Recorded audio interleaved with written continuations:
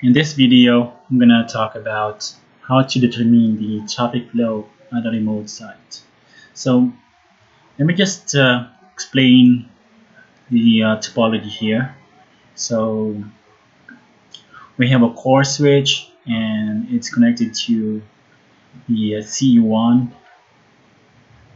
router here and CE2, and CE1 and CE2 are both configured with HSRP. So this is the HSRP IP address or virtual IP address. So 10.0.8.1, and here the HSRP that is configured on this port gig 000 is that IP address, and the IP address that is configured on this port here, the HSRP IP address, is that IP address 10.0.8.3.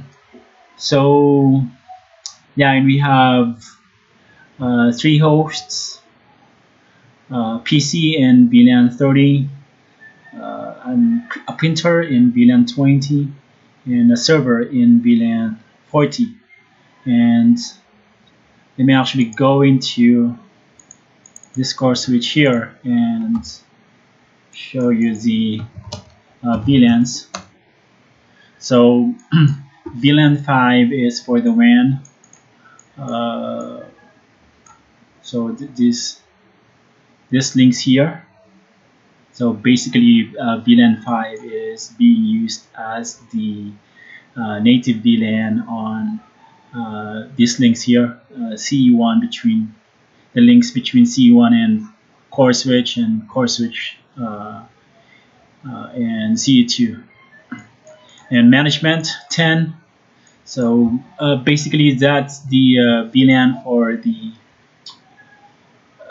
management traffic, or management IP addresses of these core switch and access switch. Printers, of course, 20, 30 users, 40 servers. So that's the output of show VLAN. Let me go ahead and show you the output of show IP interface brief. So here, so this is VLAN 5, VLAN 10, VLAN 20, VLAN 30, and VLAN 40. So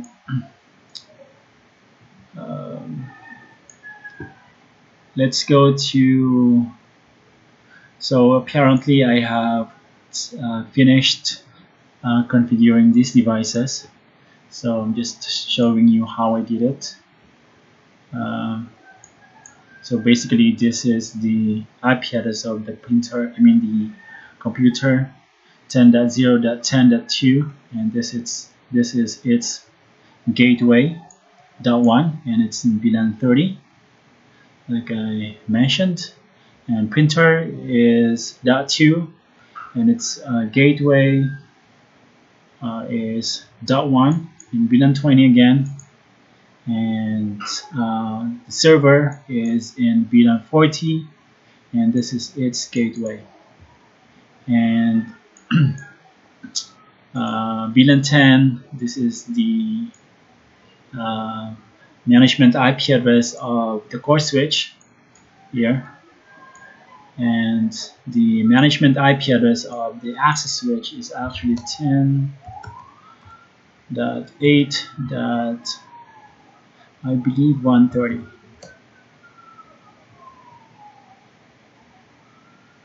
Yeah, it's 130.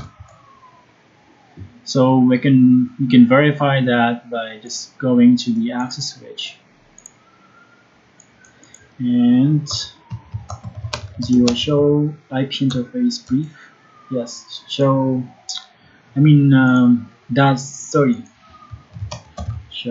So we're gonna see the same VLANs: management, printers, users, servers. So that is basically the configuration of the access switch. Just the uh, in terms of the IP address. But of course, if you wanted to get outside of the LAN, then you have to configure the gateway, right? So the configuration for that is IP default gateway. So if you want to, for example, get into or ping this IP address here or get to this route here, you want this configuration configured on this access switch. So what else? And of course the trunk going to the core is, let me show you that the configuration. The trunk going to the core, so it's using fast 0/2.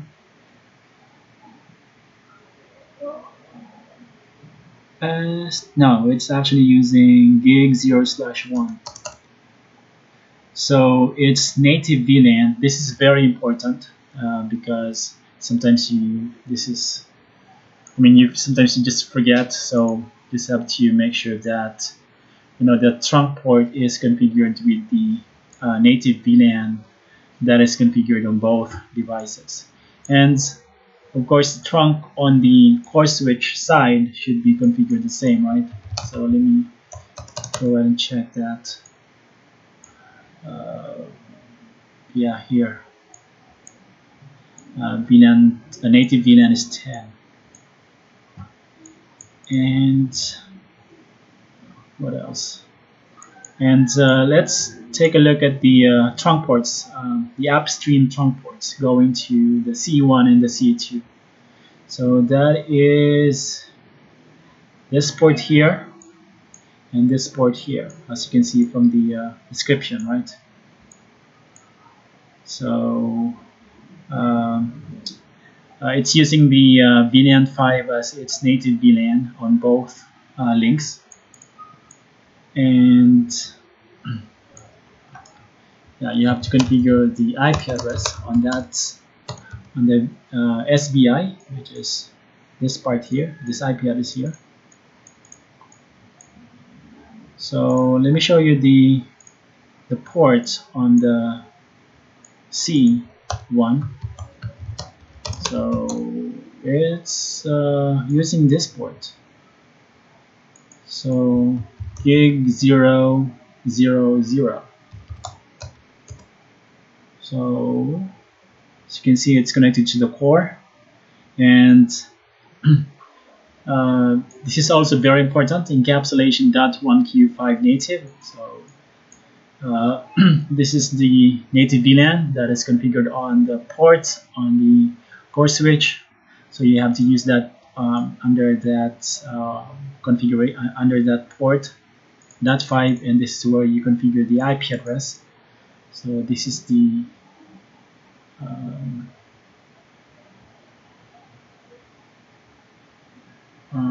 IP address. So this is actually not the HSRP IP address, but the just the IP address.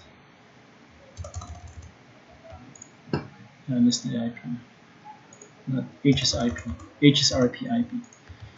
The HSRP IP address is this one. So let's go to CE2.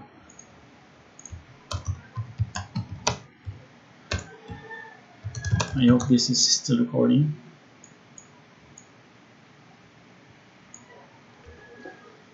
So same thing, you are supposed to configure the same native VLAN, like I said, which is 5, and this is the physical IP address .3, and this is the standby IP address. So yeah, and of course the BGP configurations and other things. So What I'm gonna do next is I'm actually gonna do a trace search from this computer here all the way to that IP address 8.8.8.8/32. So let's go ahead and do that. So you can see all the tests that I did for recording this video. So I'm gonna do trace search to 8.8.8.8 and we can see the IP addresses hop by hop. So basically, this is my gateway, the gateway of this PC here. So if you do a ipconfig, you can see that gateway here, default gateway, and the IP address is this /24. And the next hop is this router here, C1. That is the IP address configured on this port gig 0/0/0.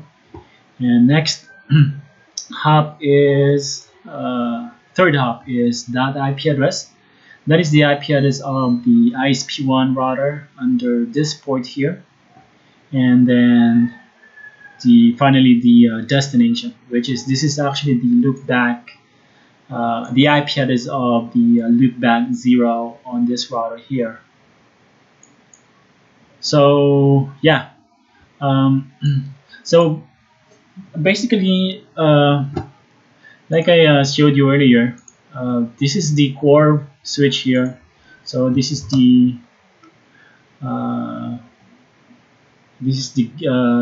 gateways are configured on this box. So let's say for VLAN 20, the gateway is that IP address. For VLAN 30, the gateway is this IP address, and for VLAN 40, the gateway is this IP address.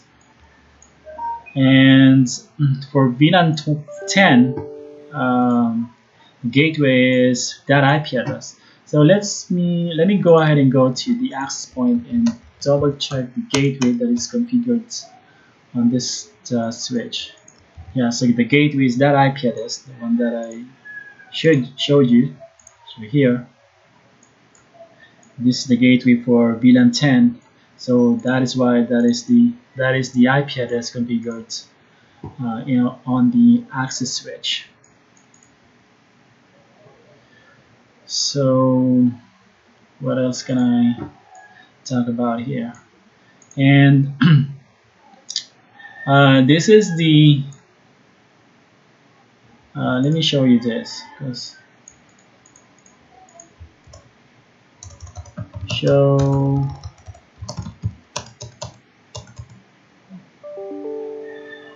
here. Sorry about those pop-up windows, don't show up icons.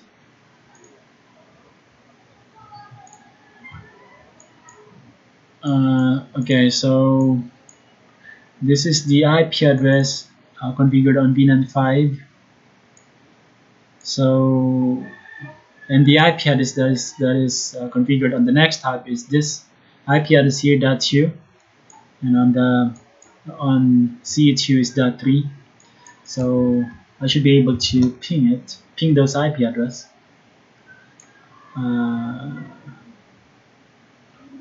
Because those are in the same subnets. Yeah, so /25 in this case. So I should be able to ping .2 and .3. .2 and .3. Should be able to ping it. Okay, .3. And if we double check on C1, it is /25 for this subnet mask here, and the same is true on C2 /25. That's 3, right? So Did I do a...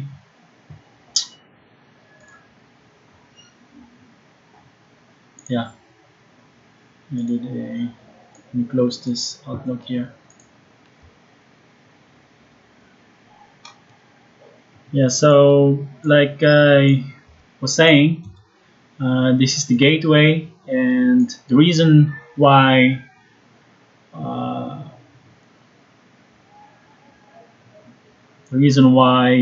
core switch uh, forwarded the or chose this link is because these like I mentioned earlier, these routers are configured with HSRP, and this one here is the active link, and here is the active router, and this is the standby router. So we can actually double check that by doing a show standby brief. So yeah, this is the active router. It says active, and the standby router has this IP address here, and this is the virtual IP. Group number 1, priority. The reason why this is the active router is because it has the higher priority of 105. And if we go to CE2 and do the same command,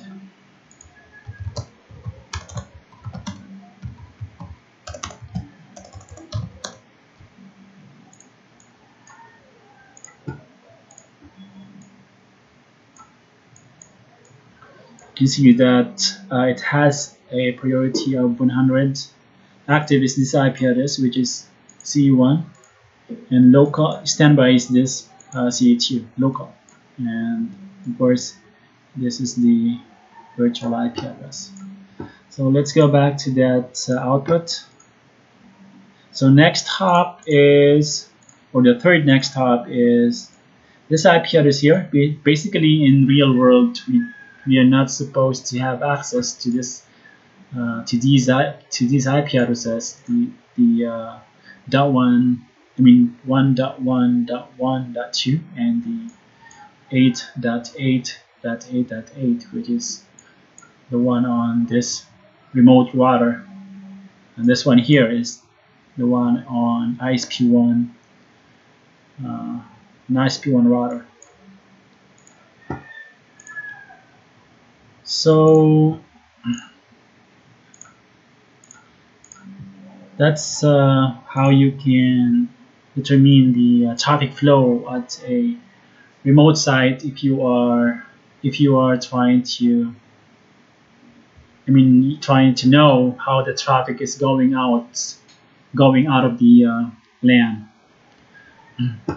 But let's see if we can actually, how the traffic will look like by doing by pinging a router. Is an IP address in a different VLAN. Let's say, or by tracing a IP address in a different VLAN. Let's say the IP address of the server, which is 10.1 or 10.0.11.2.